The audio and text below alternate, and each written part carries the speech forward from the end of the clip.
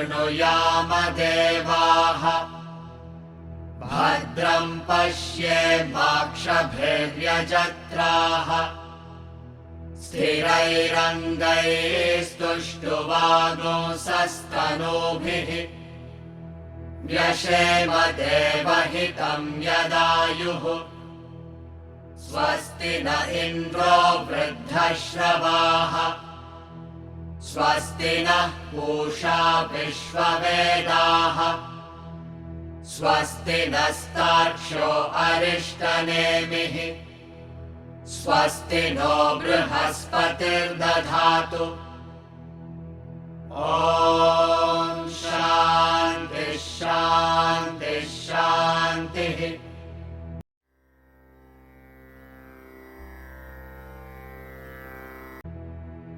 अथाश्वलायनो भगवन्तं परमेष्ठिनमुपसमेत्योवाच अधीहि भगवन् ब्रह्मविद्यां वरिष्ठां सदा सद्भिः सेव्यमानां निगूढाम्।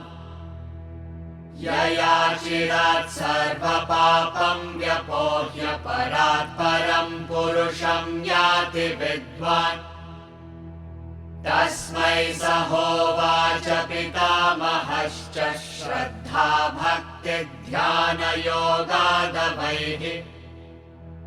न कर्मणा न प्रजया धनेन त्यागेनैके अमृतत्वमानशुः। परेण नाकं निहितं गुहायां विभ्राजते यद्यतयो विशन्ति। वेदान्तविज्ञानसुनिश्चितार्थाः सन्न्यासयोगाद्यतयः शुद्धसत्त्वाः। ते ब्रह्मलोकेषु परान्तकाले परामृतात् परिमुच्यन्ति सर्वे। विविक्तदेशे च सुखासनस्थः शुचिः समग्रीव शिरः शरीरः। अत्याश्रमस्थः सकलेन्द्रियाणि निरुध्य भक्त्या स्वगुरुं प्रणम्य। हृत्पुण्डरीकं विरजं विशुद्धं विचिन्त्य मध्ये विशदं विशोकम्। अचिन्त्यमव्यक्तमनन्तरूपं शिवं प्रशान्तममृतं ब्रह्मयोनिम्। तथादिमध्यान्तविहीनमेकं विभुं चिदानन्दमरूपमद्भुतम्। उमासहायं परमेश्वरं प्रभुं त्रिलोचनं नीलकण्ठं प्रशान्तम्। ध्यात्वा मुनिर्गच्छति भूतयोनिं समस्तसाक्षिं तमसः परस्तात्। स ब्रह्मा स शिवस्येन्द्रः सोऽक्षरः परमस्वराट्। स एव विष्णुः स प्राणः स कालोऽग्निः स चन्द्रमाः। स एव सर्वं यद्भूतं यच्च भव्यं सनातनम्। ज्ञात्वा तं मृत्युमत्येति नान्यः पन्था विमुक्तये। सर्वभूतस्थमात्मानं सर्वभूतानि चात्मनि सम्पश्यन् ब्रह्म परमं याति नान्येन हेतुना। The Bhagavad Gita starts with the first chapter of Arjuna Vishada, or despondency of Arjuna's state. And most of the chapter he talks. A few verses Sanjaya talks. Sri Bhagavan Vacha doesn't come in the first chapter. In fact, according to Sanjaya, he reports that Lord Krishna says, Pashyaitan Samavetan Kurunati. Just behold the Kurus, says Krishna when Arjuna says, take my chariot in between the two armies. So the only words he says in that chapter is just see them, just look at them, behold them. That's all it is. Otherwise there is no Bhagavan Vacha in the first chapter. And we also said it is more of psychological and lessons on body language, etc., that we can derive from first chapter. And it is describing the condition of a person who is completely overpowered by emotions, and therefore it is the beginning of Gita. Because unless otherwise we understand our present state, how can we go to reach the real state? And chapter 2 onwards, the philosophy and the great knowledge begins, and Lord Krishna gives a brilliant exposition of Brahma Vidya throughout the 17 chapters that follows. But the 13th verse of first chapter is a very beautiful verse. It says, Tata Shvetair Rukte Mahati Syandane Stithau Madhavah Pandavascheva Divyan Shankau Pradatmatu. It gives the picture of the entry point of Krishna and Arjuna. There you see, because initial 10 verses is talking about what Duryodhana is doing and what he is saying, etc. And then Bhishma blows the conch to boost the fallen enthusiasm of Duryodhana, and responding to Bhishma's blowing of the conch, everybody blows the conch. And then Kauravas all respond as a pratidvani, or the echo of that, accepting the challenge. The Pandavas are going to blow the conch. Just before that, like how a hero is shown in the movie, and particularly in South, if you know how Rajinikanth movies are there and how he is introduced in the first scene, that is a very grand scene, and the whole theatre erupts when that is done. Or any hero for that matter, right from beginning of Indian cinema, we know that. Maybe even foreign movies, there is a entry of James Bond or something like that. Like that, the entry of Krishna and Arjuna is given in that verse. That yoked to the white horses in that great chariot, Krishna and Arjuna are there. And then they first start by blowing the conch, and then all others also join the chorus. And that sound reverberates, he says. Why is that verse given, and what is the significance of that? Is that is the picture that we need to have in mind as we study Gita throughout. Gita is giving us various points of explanation and reflection. It gives a lot of ideas for us to think. It is giving the great knowledge of the self itself, which is meant for contemplation and reflection. But before we get on to any study, there is a dhyanam or a picturization about what it is all about. So if you are able to picturize how Krishna is there and Arjuna is there and how Krishna is imparting the Gita, it fills our heart with that sort of a devotion as we studied Gita. Gita Jayanti was recent. Remember that? That was the day Gita was given out. So as we even chant Gita, as we even study Gita, this picturization of the battlefield in which Krishna is giving the knowledge to Arjuna in the form of Bhagavad Gita must be remembered. Exactly like that, whenever we study the Upanishads, just try to picturize these surroundings or settings, which is not given in description here, but you have to just imagine the great, in this case, in Kaivalya Upanishad, the great Lord Brahma is the Guru. Imagine Lord Brahma sitting in the lotus with Vedas, all reveling in the knowledge of the self. And to him the great disciple Ashvalayana went, and he is submitting himself and asking the question. That must be the picture that we have in mind as we study the Upanishads. As we said, the more we try to explain, the more we try to have classes on it, it may even sort of dilute not the message of the Upanishad, but the spirit of how the knowledge was transacted in the ancient times.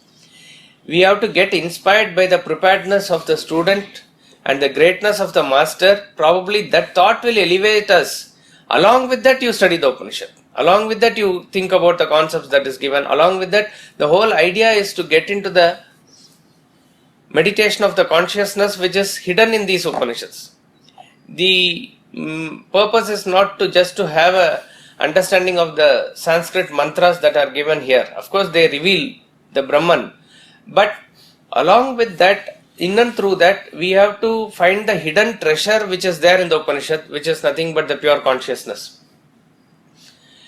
Therefore, the spirit in which it was transacted, as close to as possible, if we can reach our thought, reach our mind, it will be a very great feeling for us. Then the study itself is elevated like that. So that must be the feeling when we study the Upanishad, not just in class, even when you do the early morning study by yourself, which is the most important thing. Sit for a couple of minutes in that sort of dhyanam, in that meditation of that surroundings, etc. And then you will find that you will be able to get into the spirit. It is not possible, that suddenly you sit in the desk and you start reading. It doesn't immediately tune into that frequency. So that picturization must be always in mind as we study this Brahma Vidya. The Shanti Mantra, we saw in the last class that it is talking about how the senses and all aspects of our personality is attuned to gaining this knowledge. So may there be peace at all levels. May the gods bless us. May they make us get attuned to the subject at all levels, at the level of our limbs, at the level of our mind, gross intellect and subtle intellect. Yes, sir. I was wondering why there is no verse on Dronavacha in the first chapter. Why? After all, he goes and cries in front of the commander-in-chief, and he never responds anything. That is his response. His response is silence. Actually, he is making Duryodhana just turn introvert and see what he is talking about or prattling about. So that is the objectivity of the Guru. And in fact, he himself sort of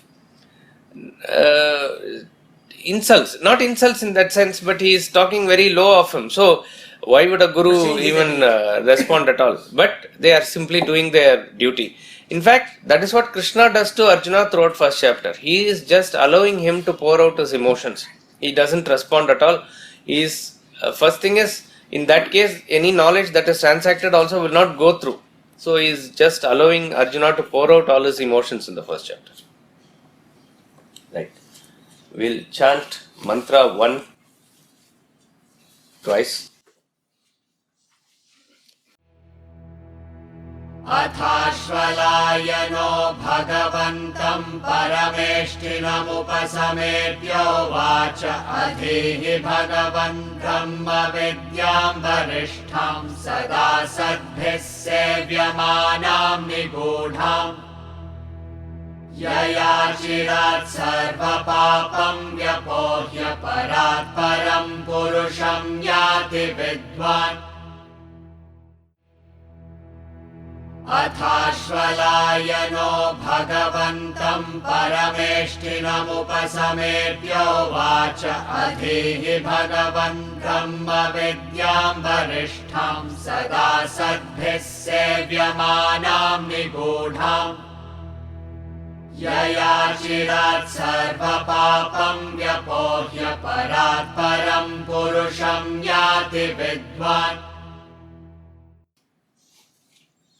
Then Ashvalayana, having approached the venerable Lord Brahma, said, O blessed Lord, teach me the supreme knowledge of Brahman, sought constantly by the wise, a profound secret by which the wise, erelong discarding all sin, reach the supreme being, greater than the great. The mantra starts with, as I said, the word Atha. Atha means then. Not only here, in some other places also it starts with that. I think in Brahma Sutra, Vedavyasa begins with Athato Brahma Jignasa. Now we shall inquire into Brahman. Then means it is very clear that the student is well prepared to take in the knowledge, and all the preparations and qualifications that are necessary to gain the knowledge, he has already done the homework, and then he approaches. It is said Ashvalayana himself was a great rishi or some great soul in the Rigvedic time. So he was not an ordinary person. He has finished all his karma. He has finished every duty, etc., that has to be done in this world. Afterwards, there is an inquiry that is there. So, Atha in general, we can take that the qualities that are required for a person to get into the study of Upanishad or Brahma Vidya. We saw in Tattva Bodha these qualities are dealt in detail. We will go through them in brief. And let us remember these qualities, any one quality, if we have it even 100%, we are already there. We are already in the self. So what it means is, at the relative level, we can encourage ourselves that to the extent that we possess these qualities, to the extent that we have these qualities, to that extent we will be able to attune to the knowledge of the Upanishad. So it should not be taken as a disqualification if we don't have these qualities, but our aim must be to get into these qualities as much as possible. The first quality is Viveka. Viveka is discrimination between what is real and what is unreal. Intellect is the faculty that human being alone possesses, and all the other creatures don't have this faculty. So the basic intellect is when we start discriminating between what is right and what is wrong in this world. Even in this world, for us to understand what gives us long-term benefit and what gives us short-term benefit, there needs to be some insight, there needs to be some vision, some sort of a discrimination. So that is the basic intellect that we are talking about. But at a very great level, when you understand that there is something that is beyond this world which is permanent, everything in this world is impermanent. A Viveka is a constant reflection between that which is permanent and that which is impermanent. That is real Viveka. As a natural consequence of which, an associated quality is the next one, which is Vairagya. So, Vairagya, I would say of the four qualities, Vairagya is very important or most important. Most of us with discrimination and with Shravana or listening also of basic text, because the real Shravana Manana comes later, of even mind, intellect, all those things that we study, we may develop a certain amount of clarity and certain amount of discrimination. But the capacity to hold on to what is permanent and discard what is impermanent, that is not very easy. Because the attachment that we have towards and the vasanas that we are carrying for maybe many janmas will not easily allow us to just go by what the intellect says. So intellect will keep on shouting one thing, but the mind will operate on a different realm altogether. So therefore, Vairagya is that capacity to say firmly a no to those obstacles which come into your path. That is why I said, once we catch hold of this quality, of course every quality is connected, all other qualities easily come up.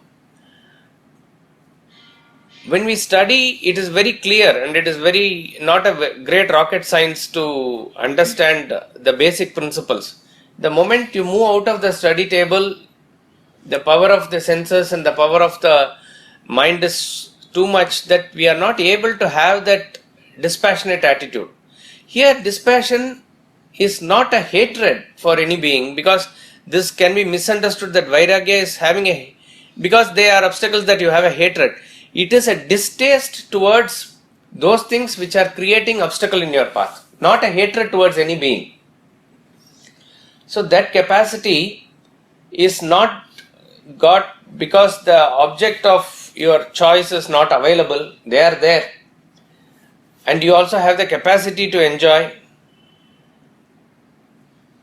And also there is no restriction, etc. on you to enjoy.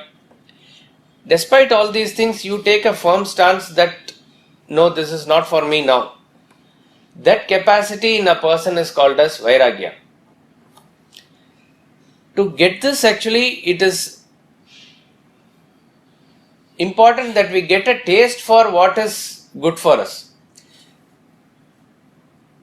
unless we get a taste for what is good for us, it is difficult to avoid what is really harmful for us. It is, see, suppose you say, you have a viral fever, so they say you take in some home remedy, I don't know, whatever it is, some medicine, and then you say you avoid ice cream, or you avoid cold water, something like that they say. Even if you don't take the medicine, the effect is not going to be that much. But if you take ice cream, or if you take that cold water at that point of time, the effect will be much more. So avoidance of what is coming into our path is of much more importance. Therefore, just try to quote what is really good for, in other words, what is right for you. When the intellect says, there must be a parallel liking of that by mind. Mind doesn't automatically like it, but the Vairagya, if you want to have it from the other things, you must develop a liking for it. In the liberal education also we said, unless a person really likes a subject, how is he going to study that subject? How is he going to get interested in that subject? So what we are seeking as the self, in a way that you want to reach it, develop a liking for it, let us put it positively. So then you have the capacity to withdraw yourself away from what is really a harmful thing. So that capacity of dispassion, that dispassionate attitude, that detachment is called as Vairagya. Meaning, you are not interested in any fruit of action that accrues to you in this world or hereafter. Hereafter means it can be a future fruit in heaven or something like that. If we carefully analyze certain people who say they are guided by their own scriptures, and they may move away from certain things, and they may even give up their life in the name of religion, etc. But they are maybe very much motivated by what they get in Jannat, heaven. And that pleasure is 100 times or 1000 times described as 100 times or 1000 times the pleasure that we enjoy here. But it is still different in degree, that's about all. So his eyes are on that. You cannot call such a person as a Vairagi. A Vairagya comes when you understand what is the futility of the fruit, whether you get it in this world or hereafter, which can be in Swarga, etc. That capacity to distance yourself from that is Vairagya. Viveka and Vairagya act as two pedals. With more Viveka, more Vairagya should come. With more Vairagya, more Viveka should develop. Then once a person's basic preparation is like this, and before he enters into the study, a ornamentation of wealth of 6 qualities is given. Shat Sampati, Shama, which is a mastery over the mind and its vagaries, a basic control over the mind. Dhamma, which is the same control with reference to the external senses. So Shama and Dhamma with reference to the flow of the mind being restricted and internally and externally. And then comes Uparama. Uparama is a state of withdrawal of the mind. This withdrawal of the mind comes by practicing Swadharma. Whatever is your area of activity, once you get completely into it, there will be automatic withdrawal from the world. It's a sense of withdrawal. In Vairagya, you can say that there is a distaste for something which is obstacle or which is a block in your way. In case of Uparama, there is no thought of what you like or dislike or anything like that. It's a complete sense of withdrawal from the world. And when you go through all these things, there will be pleasure and pain, sorrow and joy. You have to put up with it with pleasure. That is called as Titiksha. Titiksha is the capacity of endurance. See, it is interesting that he says that to put up with a displeasure we can understand. Why we should put up with a pleasure also? If you have winter, if you have summer, let's say in a place like Chennai, you put up with it. You go through it. Don't complain about it. but very rarely we get winter, or very short period we get. Why not enjoy it? He says Sukha, Dukkha, Shita, Ushna, all pairs of opposite, just endure. Why should we endure pleasant things? Because if we start even showing some inclination towards the enjoyment of pleasant things, chances are that you will get attached to that also. So, let it be as it is. You are not having a special like or a dislike or anything. You just see it pass by as it is. That capacity to put up with pleasure, what is a pain and other aspects in life, is endurance. It is not going to be easy in the path. Therefore, this quality of endurance really prepares us harder. And then comes the grandest quality, Shraddha, which we will take it up in detail, because in Mantra 2 he is going to talk about Shraddha. But in that Shraddha, we can say Shraddha is operating at two levels. One is the initial Shraddha, or the faith, where we get into the spiritual path itself. When a person is having some sort of inadequacy in the world, and he has faith in some master or a guru or a scripture, and then he goes into it with faith, that is the starting point of Shraddha. But this Shraddha is a quality that you need to have throughout your journey. There is a different type of Shraddha that is required at the advanced stage. Probably Ashwalayana, when he is talking about Shraddha in the second mantra, he is talking about that Shraddha. So Shraddha is a ultimate faith in what the Guru and the scriptures say, and the Guru doesn't say anything apart from what the scripture says. That full faith with which you go till the end of the journey. Faith in the English word covers one aspect of Shraddha, okay, which is an important aspect, but it is not the full meaning of Shraddha. So with faith, you take up the knowledge with determination, with conviction, and till the point of reaching the goal, you hold that Vishwas and that conviction that it has to get converted into a subjective knowledge. Till that point, what comes along with you is Shraddha. Once it gets converted into knowledge, there is no more faith. That is why, by definition, what religion is called as faith in the Western language, you belong to Christian faith or Islamic faith, that faith is a blind faith. When we say blind faith, faith by definition is blind. What is blind faith there? It is unverifiable faith. What you say as advent of Jesus Christ and the salvation that they talk about, or a Janma that you go through, and then there is a eternal hell, and then all these things cannot be really verified, but a person can have faith in it.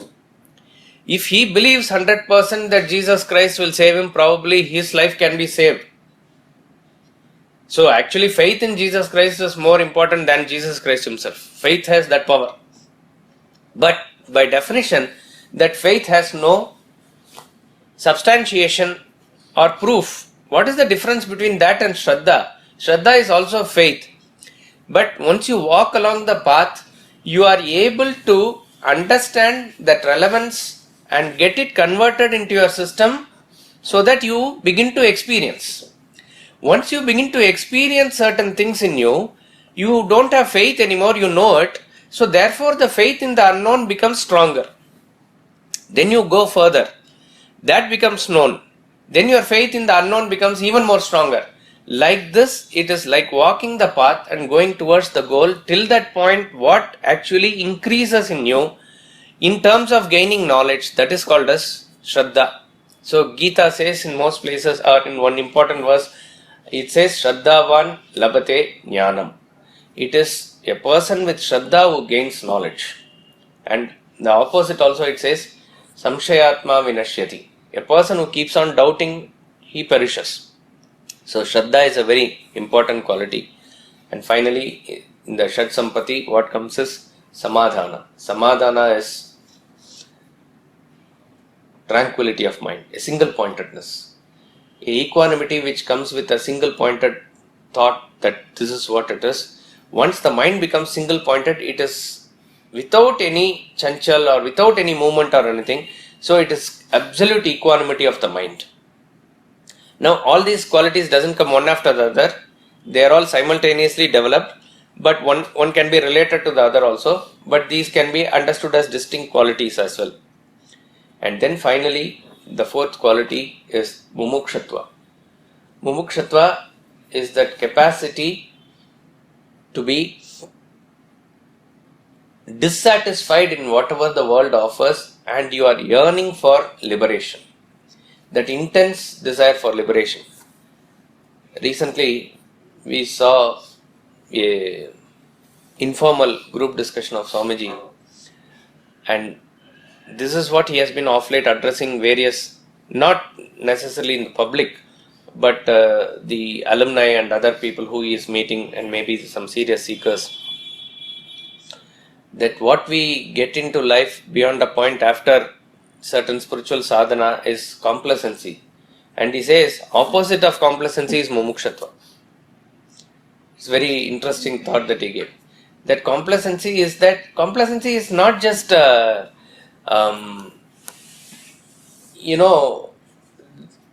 what we normally understand is, yes, everything is I'll take care. That sort of not indifferent attitude alone he is talking about.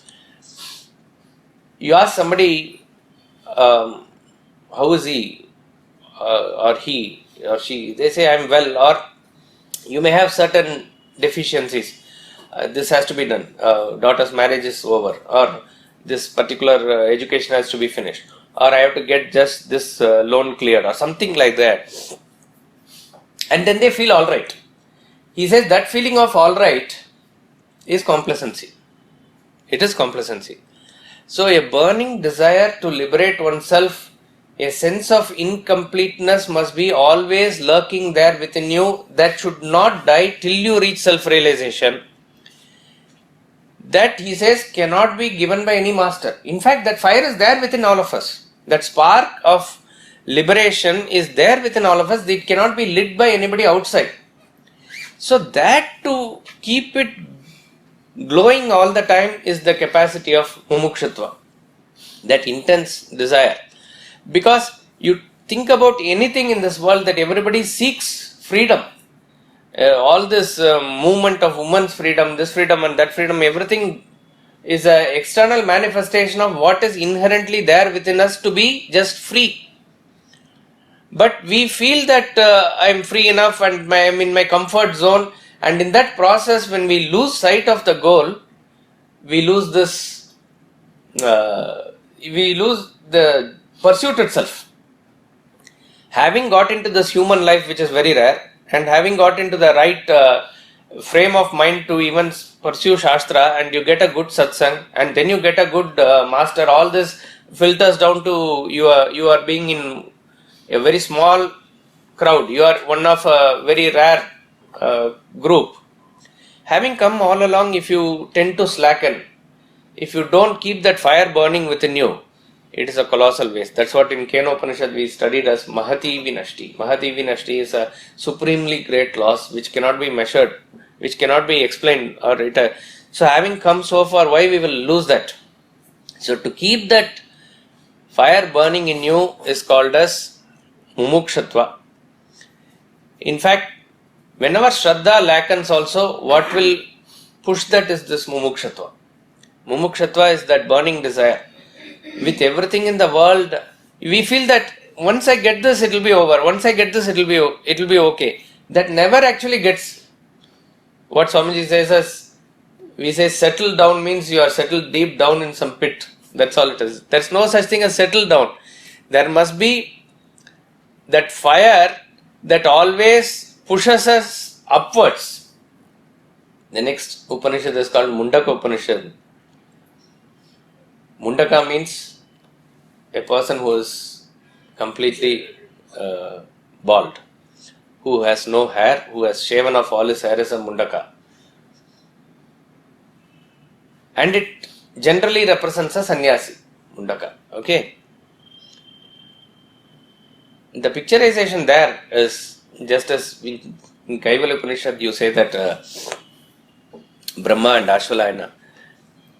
You imagine a person having a earthen pot which is very hot with pieces of burning charcoal inside,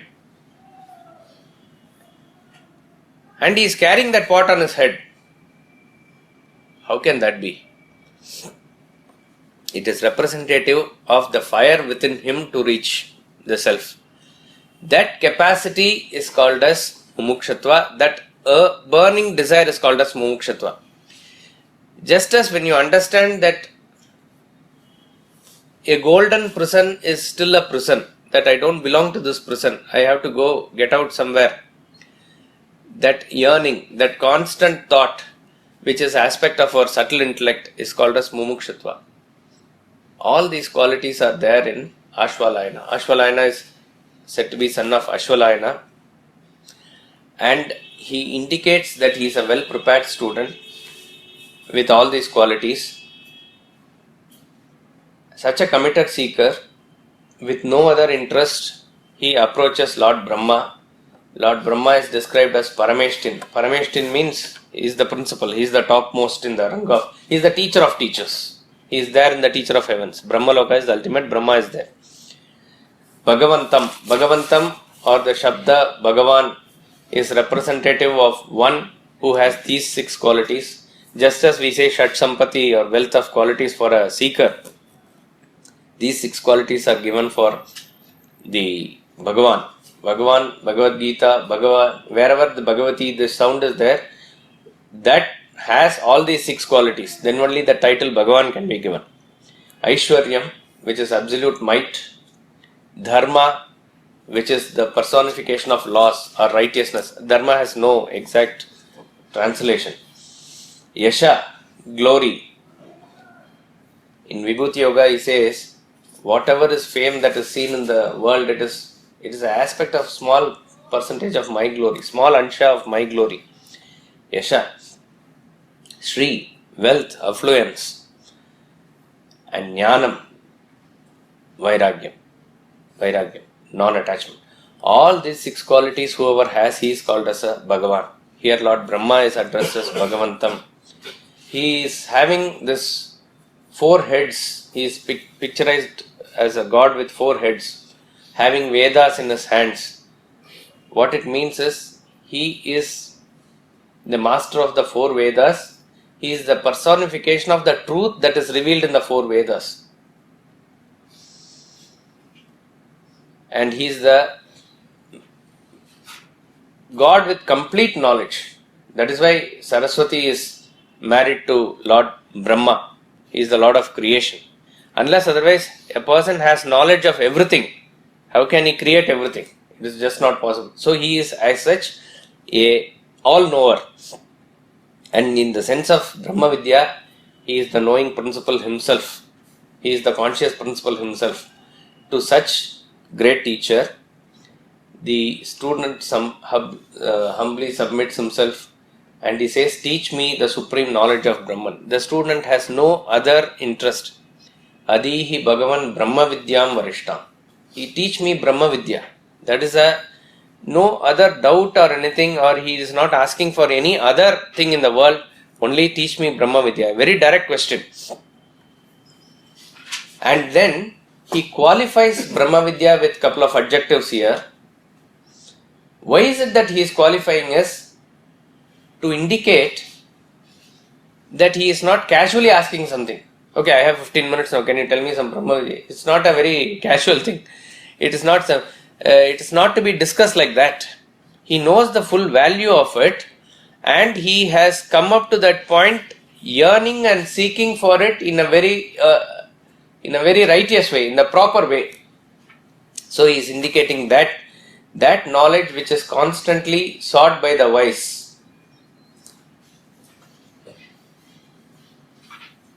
Sada Sadbhi Sevyamanam. The wise people, the good people always seek this. The implication of this statement is, those who seek this are wise. Those who are seeking Brahma Vidya are the real wise persons, are real Sats. Sat means the real good persons, real wise persons. So, This knowledge is constantly sought by the wise. Constantly means without any break. It is not that they will try this for some time and then if it doesn't come, no. There is a constant seeking of this knowledge by the wise. Nigudam, it's a profound secret. This knowledge is a profound secret because only very, very few people know it. It is not known, just not known. Now, even with the advent of all the Google and everything where the whole universe is connected, even you send a link to those people to read the Upanishad or listen to a lecture like this in YouTube, it is just not possible. Always there will be a very, very small percentage who even know about the existence of this knowledge and they know this knowledge. Therefore, it is a profound secret. Not just that, the subject matter that is dealt with this, which is the self, always remains a secret. The greatest secret, again in 10th chapter Krishna says, the greatest secret is Maunam. Maunam Chaivasmi Guhyanam, he says. I am the silence among all the secret. So therefore, however much you try, you cannot reveal this. Even if it is revealed, it cannot be understood. We can have a big class like this or a great congregation also, and you can record that and spread it even further. It just cannot be said, it just cannot be revealed. That stands as it is. So therefore, unless a person reaches there and realizes by himself, it is just not captured. You cannot even use the word understood, everything. It is just a matter of subjective apprehension or realization. So it always remains a great secret. And as I said, in the relative level also, very few people know it. It is a secret. Yaya chirat sarva papam vyapohya, by which achirat means erlong. Erlong means before you, just like that. Before you even can think of it. Just like that. That means he is saying, knowing this, all the sins can go just like this. It's very interesting. You tell me that immediately first, I'll just do. It is not that it has to come from some master or anything that is going to be pushed into you from outside or you gain it by some action or anything, not like that. It is there actually within you all the time. You have to just realize it. The moment you realize it, everything is gone just like that. Achirat. Achirat means just like that. Not long. But since now we are searching for it, you think you are very far from it, there is a distance that we need to travel. But the moment you understand it is within me, how long does it take for a darkness to go the moment you bring in light? Even if the cave is dark for 10,000 years, nobody has ventured into that. The first ray of light immediately takes away the darkness. It doesn't say at least 2 months we have to wait. Nothing like that. Immediate. So the knowledge of the self immediately removes all the papa from you. Papa here means the source of all the karma, which is the vasanas. Papa or sin is a state of mental agitation which is caused by the thought flow which comes from the vasanas. All those things which are going to further fructify in you and come out as your personality, everything is going to be burnt off in a moment. That is the power of this knowledge.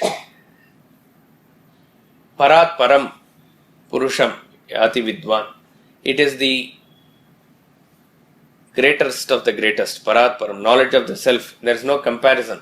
It is the highest of the highest. So, Ashvalayana indicates that he knows something about it like this, but what it is exactly he doesn't know. So please teach me that. In fact, this is how all the mumukshus approach the master and ask for the knowledge. Nachiketas in Kathopanishad, next Shaunaka, great householder in the Mundaka Upanishad. All of them are very clear as to the limitations of the world. All of them suspect there is something else, and that everybody is seeking, great people are seeking, they are able to know it. But what exactly is, they don't know. So they approach a master who is actually reveling in that, submit themselves, and then seek for that knowledge only. So the student is well qualified, the teacher is greatly qualified, and what does the teacher say in mantra 2? Yes, sir. No, I just wanted to find out whether it's the same thing as what Nachiketa was insisting on. Same thing. Already asked. Same thing, nothing else.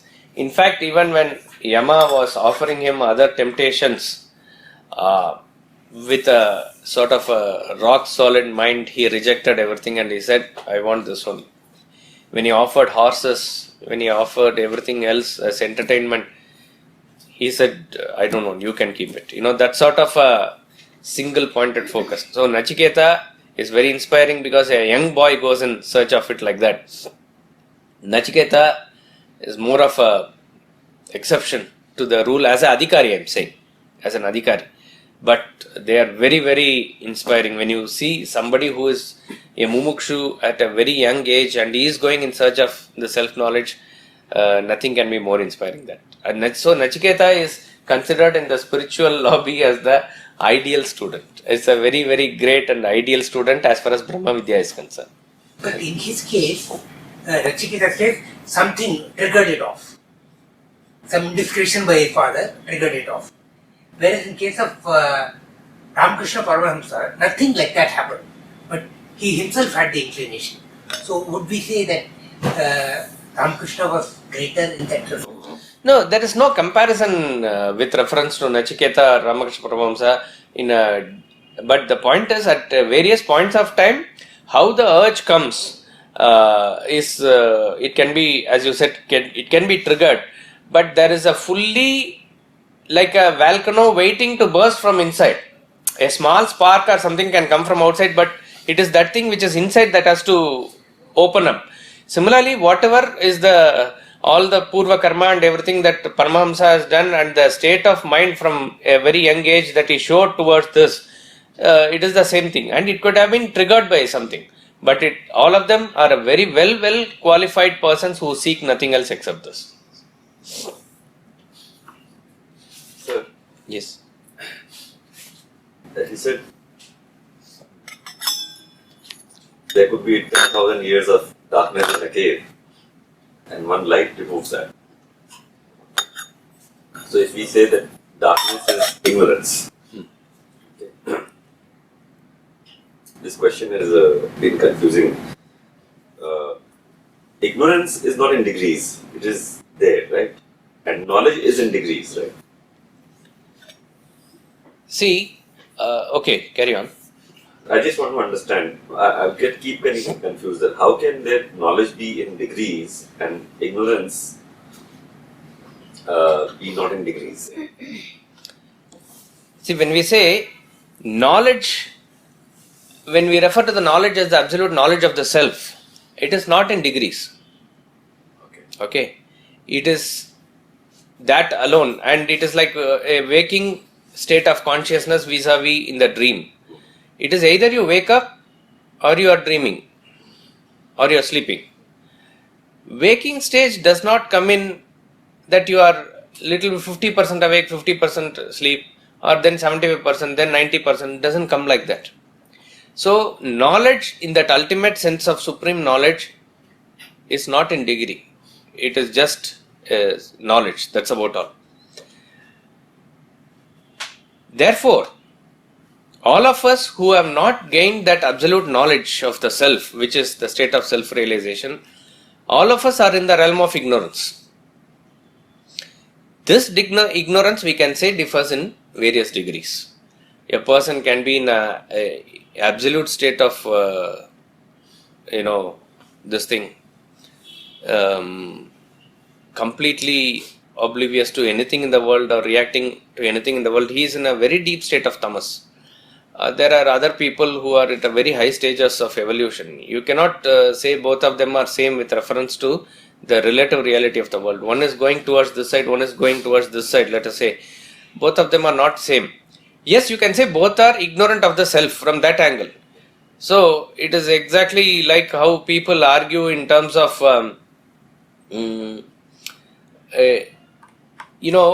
a basket which has 95% rotten fruits and it is completely getting destroyed. 5% normal fruits are there. Another basket has 5% rotten fruits and 95% are okay fruits. Will you say both these baskets are rotten? It will be rotten anyway. Sorry? After some time they'll be rotten. At present, with reference to your consumption or how they can be protected or something, will you put them both in the same category? A basket in which, let us say you even don't have easy access, it has to be difficult, with difficulty you have to separate. The chances of saving this basket with 95% good fruits is much more, and it's easy to take those rotten things away and save these things. But here there is a sort of no chance or less chance to save, so the entire thing is going to go away. It is, to give an example in practical terms, if there is a political party A and the political party B, both of them have corrupt elements. If party A has been bathing in the waters of corruption for last 50 years and it is 95% or 99%, everybody in the genes it has come. For generations it has been practiced. Therefore, you can say it is a corrupt party. The other party, let us say, which is having 10% or 20% corruption, there are corrupt elements there also. But chances of revival of this party, chances of weeding out and regenerating and reinvigorating this party is there much more. So with reference to comparison, you can't say both are corrupt. In fact, this is the argument that is going on in the present world if you carefully notice. You cannot paint everything. With reference to the ultimate self, even ant and Lord Brahma, let us say, assuming I am not talking about this Lord Brahma who is representation of the self, as a individual, all are same. You can say because they all have individuality. But in practical sense, the ant and Brahma are not same. A person who is in the ladder of evolution and the person who has no clue of what evolution or self or knowledge or anything, they are not the same. Absolutely. A person who knows what dharma in life and righteousness in life, and a person who is caught up in selfishness and other scrupulous means by which he is living, they are not the same. So from practical point of view, you can say ignorance has these degrees. Knowledge of the self is one, it is absolute. Once that is lit, the entire sin, as far as that individual is concerned, sin we use it in terms of his accumulated karma, that which has the potential to manifest as his desires and agitations, all that is completely destroyed. A person, Swami Ramtirtha gives this example, a very interesting thought. A person is going through punishment in jail. He has to serve, let's say, 10 years sentence in jail. 4th year he dies there in the jail. What happens to the rest of the 6 years of punishment? It's wiped out automatically. It's exactly like that. When your individuality dies a death, what happens to all the karma, which is what we say as sanchita karma and other thing? It just gets wiped out. There's no need for you to, you have to wait to fructify and this and that. It is a never-ending cycle. So the knowledge of the self, when it is there, when you realize as it is, everything is wiped out instantly. That is what is meant by an instantaneous thing. And there is no liberation except through knowledge. This is agreeable to all schools of thought. When we say all schools of thought, all dharmic schools of thought. You can vary with reference to what that liberation is. You can say whether it is going to Vaikuntha or whether you are becoming one with God, you can becoming all those things, that is clear. But where there is no differentiation in all the schools of thought is, that only by knowledge that you gain liberation, and that is instantaneous. So it is, the differentiation is not in, I'll tell you where your confusion comes from. The confusion comes from understanding that ignorance with reference to the example that we give about light and darkness. We say darkness is nothing but absence of light. But what we experience as darkness, there is still light. When you cannot see in dark, owl is able to see, or cat is able to see. When cat or owl is seeing, they also cannot see without light. So light is there. That light which is visible for them is not visible for you. So you say it is dark.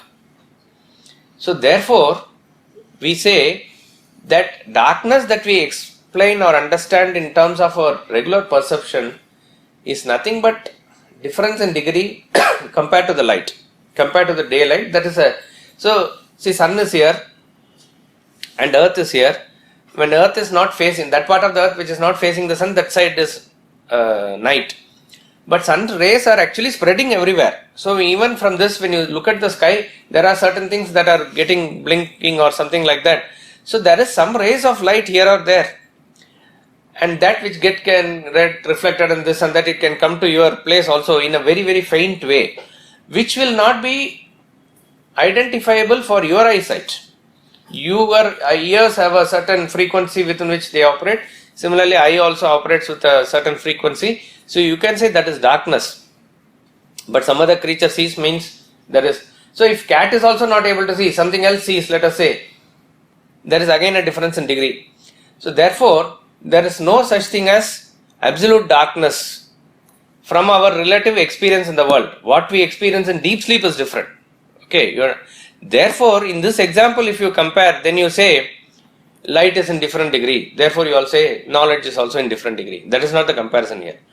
The point is, the absolute knowledge of the self has no other thing to compare with in degree. It is just either you are woken up or you are asleep. Like that it is. Coming to the point of Sanchita Vasana,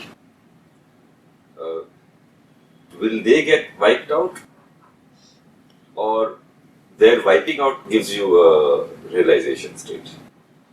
Is bringing in light taking away the darkness, or darkness goes first and then light comes in? Bringing in light. It is. Knowledge of the self alone liberates. We'll conclude with the bhajans here.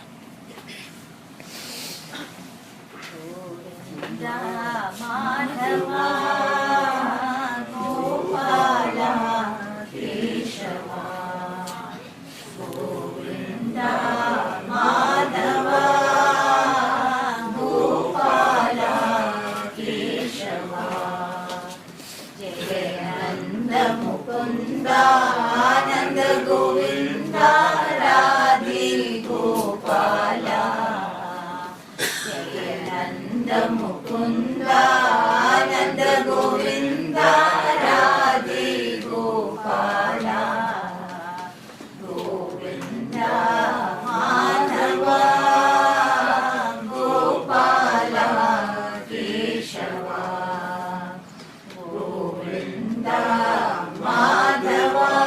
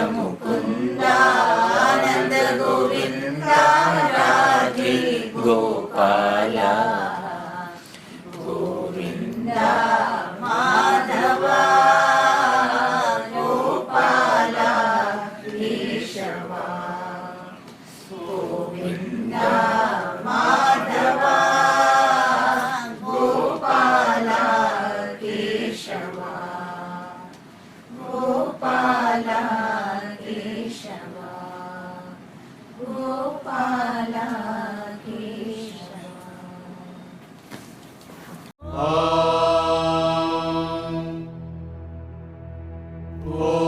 पूर्णमदः पूर्णमिदं पूर्णात् पूर्णमुदच्यते पूर्णस्य पूर्णमादाय पूर्णमेवावशिष्यते। ॐ शान्तिः शान्तिः शान्तिः।